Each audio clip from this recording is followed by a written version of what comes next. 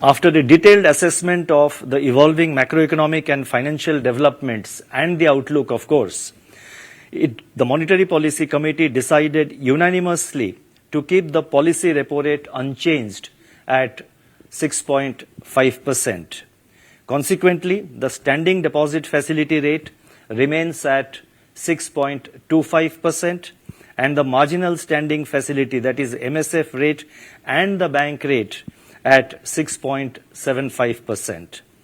The MPC also decided by a majority of 5 out of 6 members to remain focused on withdrawal of accommodation to ensure that inflation progressively aligns to the target while supporting growth. I shall now briefly set out the rationale for these decisions. Since the last policy, CPI headline inflation moderated to 4.9% in October from 7.4% in July.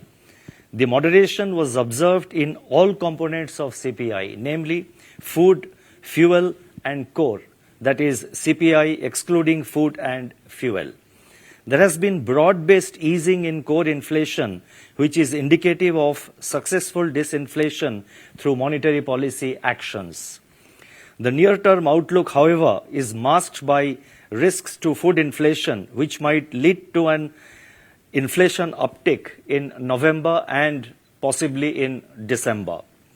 This needs to be watched for second-round effects, if any.